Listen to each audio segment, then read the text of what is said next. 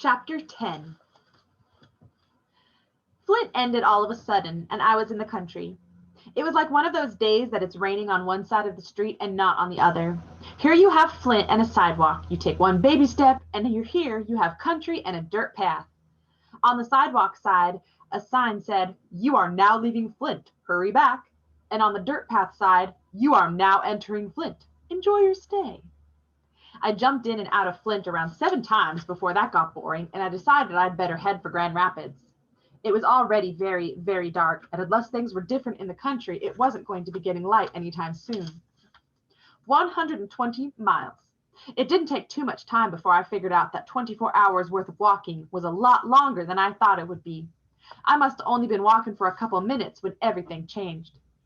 First off, there were the sounds. Flint could be pretty noisy, what with cars honking horns and trucks with no mufflers on them shifting gears and people yelling out at each other so you couldn't tell if they were happy or about to bust out fighting. Out here in the country, the sounds were loud too, but what I was hearing was the sound of bugs and toady frogs and mice and rats playing a dangerous, scary kind of hide and go seek, where they rustle around and try to keep away from each other or try to find each other. Instead of being tagged and called it, like the way human beings play the game, out here, the ones that got ate up. Every step I took toward Grand Rapids, I could hear the sound of mouse bones and bug skeletons being busted out by the teeth of bigger things. Every once in a while, a couple of cats would give out the kind of yowls and howls that would make the hair on your neck jump up if you were a human being and your heart turn into a little cup of shaky yellow custard if you were a mouse. I walked and walked and walked. Some of the time a car would come by and I'd have to duck into the bushes and wait till it passed. So I don't think I was doing any 5 miles an hour. I felt like I'd been walking all night, but I'd only gone 3 little towns. I was getting so tired that I started to forget to duck in the bushes when a car would roar by. Some of the time they'd see me and step on their brakes for a second, then speed off. Most times they never noticed me. Another car bounced over the top of a hill. The lights blinded me for a second, and then I ducked into the bushes again. The guy in the car stepped on the brakes to slow down, and I could see him twist his neck around. He stuck the car in reverse and pulled to a stop about 30 giant steps away from where I was hiding. His door opened, and he stepped out and started walking slow toward my bushes. He brushed his hand over his head and put on a black hat like the kind the police or some army men wear. But all the cops I'd ever seen were white, so I knew this guy must be a soldier. He stopped and put his fingers to his lips and whistled. The whistle was so loud that it made me duck down and put my hands over my ears. It felt like he'd blown it right inside my head. All the bugs and toady frogs shut right up. They quit chasing and biting each other because this had to be the loudest whistle they'd ever heard too. Rocks were crunching as the man in the black hat walked a couple of steps up the road, then stopped again. For the second time, he blasted my ears with that whistle. The noise-making critters in their patch of road got quiet. He said, "Say hey." He waited, then yelled, "Say hey, I know my eyes aren't what they used to be, but I know they aren't so bad that they'd lie to me about seeing a young brown-skinned boy walking along the road just outside of Owasso, Michigan at 2:30 in the morning." I couldn't tell if he was talking to me or to himself. I peeked up to see if I could get a better look at this man. He came closer to me, then stopped about 10 giant steps away. "And I'ma tell you, I've seen some things out of place before, and a young brown-skinned boy walking along the road just outside of Owasso, Michigan at 2:30 in the morning is definitely not where he ought to be. In fact, what is definite is that neither one of us should be out here this time of night." He squatted down and said, "Are you still here?" I raised my head a little higher to get a better look at him in his big car. He'd left the door open, and I could hear the engine of the car grumbling. It was saying, "Wooga, wooga, wooga, wooga, wooga." "Son," he said, "this is no time to play. I don't know, and I don't care why you're out here, but let me tell you, I know you're a long way from home. Are you from Flint?" How could he tell I was from Flint just by seeing my face for a second in his headlights? I wonder how grown folks know so doggone much just by looking at you. Something was telling me to answer him, but I still wanted to get a better look. He stood up. "You know what? I bet if I can't get you to come out with talk, I got something else that might make you show your face."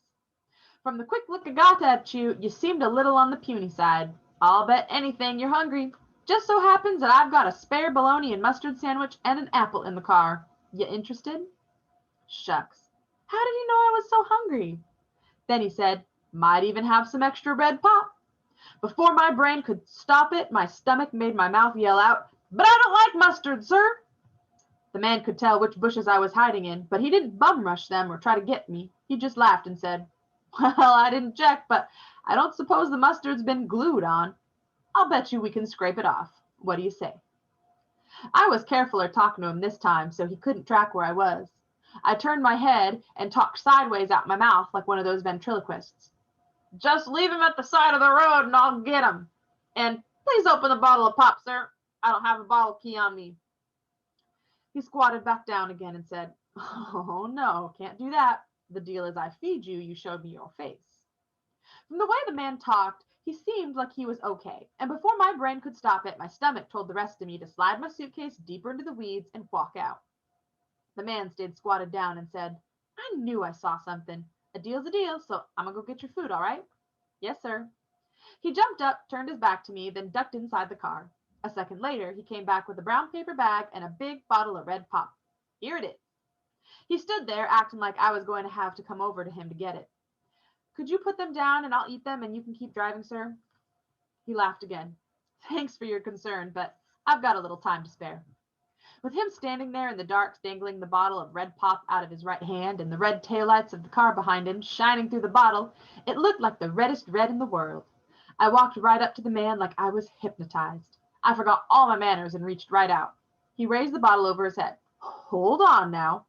Could I have some of the pop, sir? He smiled. That's not why I said hold on.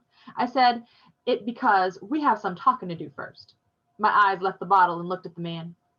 His hat wasn't a cop hat or a soldier hat. It was the kind of cap men wore who drive fancy cars for rich folks. And it wasn't black, it was red. He said, I've got a problem and I need you to help me figure it out. Uh-oh. What he just said is another one of Bud Caldwell's rules and things for having a funner life and making a better liar out of yourself. This was number 87. Rules and things number 87. When an adult tells you they need your help with a problem, get ready to be tricked. Most times this means they just want you to go fetch something for them. The man said, my problem is I'm not quite as brave as you are. I'm feeling very, very uncomfortable standing on the side of the road just outside of Owasso, Michigan at 2:30 in the morning, and the sooner you can put my mind at ease about what you're doing out here, the sooner we both can go about our business, okay? I nodded.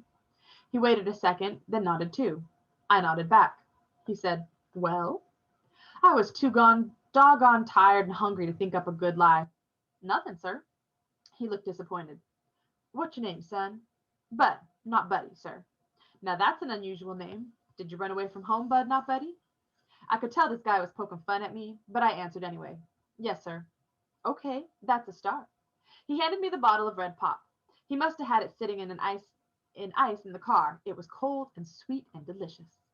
After a couple of seconds, he pulled the bottle away from my mouth. Hold on. Don't belt it all down on the first pull. There's plenty here. I slowed way down. Okay, Bud, you run away from home. Where is that? I don't know if it was because of the red pop juicing up my brain or because I'm such a good liar, but one of those things got me thinking again real quick.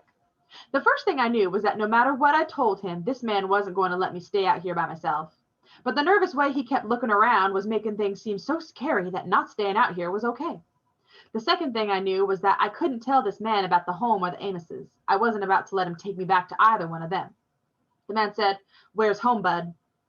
Then another jolt of red pop must have pumped through my heart because my brain came up with the perfect lie. I ran away from Grand Rapids, sir. See how perfect that lie was?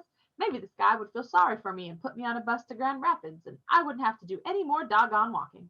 He must have had some money. Anyone driving a car like this would have to be rich, or at least know somebody who was rich.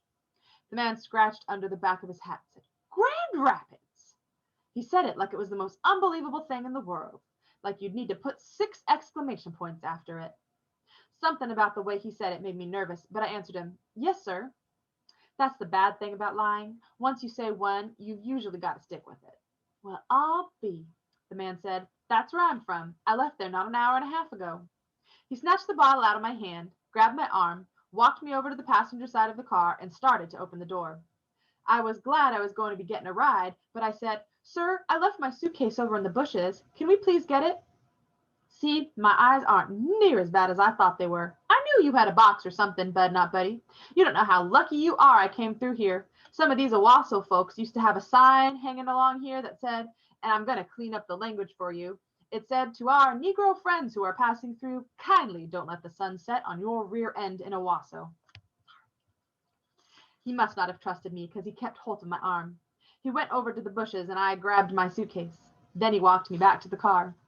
When he opened the passenger side door, I could see that there was a big box sitting on the front seat.